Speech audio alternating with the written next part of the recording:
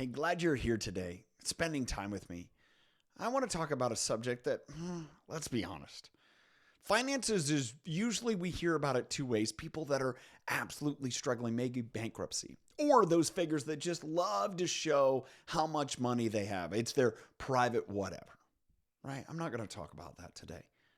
I'll be honest with you, there have been times where I've had financial strain. I remember early in my business career, and it was the day before Thanksgiving, and I got fired from an account. I lost 25% of my income that day. I went home. I had a wife, two kids, a business, and I'm thinking, what do I do from here? I'll be honest, the years that came after that really made me struggle. It made me struggle about my confidence, what value I had professionally. That's a reality. It's a reality that, as I've realized, 78% of people are living paycheck to paycheck in one of the latest surveys. It's real. It happens to people. Today, I want to share a couple ways that you can help manage some of that financial strain. You don't know when it's going to happen, but maybe these 3 tools will help you, your family, maybe those close to you get through it. The first one, I've always been a believer. You could only cut costs so much. But what you can do is find additional income streams. One of the great blessings in my life, my family's life, my wife's life was the introduction of network marketing. Now, maybe network marketing is not for you. That isn't what this video is about. I'd love to talk to you about it, but no.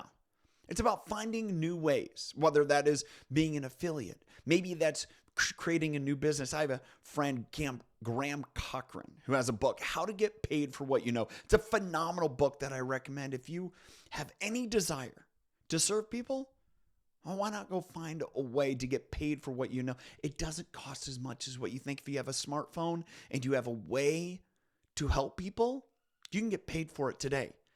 Number 2, and I learned about this, that a large portion of people living paycheck to paycheck are baby boomers. I've seen that. I've seen people that have either worked for my family or my parents that are on a restricted income. So as we've seen costs go higher and higher and higher, their income hasn't changed. Maybe they're limited on the amount of work they can do physically or able time-wise. So this is my encouragement. Plan for the future. Invest into income-producing assets rather than emotional spends. A couple years ago, my family, we bought an RV. It was a unique experience. It was crazy. It was whatever. It was during COVID, yeah. But we decided, that isn't right for us. And we're going to have to rethink some of those things as we go forward. And that's just being smart, preparing the long term rather than short-term gratification. See, when you make short-term sacrifices, you allow for later freedoms. The number 3 way to help manage through financial strain is do exactly what I'm doing here. Be open to talk about it. So often people feel like there's something wrong with them. There's something wrong with them when their expenses has outpaced their income. The reality is sometimes it's just a change that needs to be done. Maybe it's not cutting more expenses, but maybe it's finding where you can extract more value for what you're able to do. So often we were told for so many years, go to college, get a job, go to college to find that career. Well, maybe that career is not going to provide the income for the lifestyle and experiences you want to provide your family. So be willing to find additional income streams. Be open to talk about it with people, and you never know what they may have to offer you. But here's the thing. Be open to talk about it. Don't hide. Financial strain happens to nearly everyone at some point in life. It can drive you or it can bury you. It's your choice if you want to step on the dirt that's falling in the hole or let it just hit you in the head and bury you. And then be open and honest, especially with those in your family, your partner. Don't hide it. Don't think it'll just go away. This is what I want to finish up.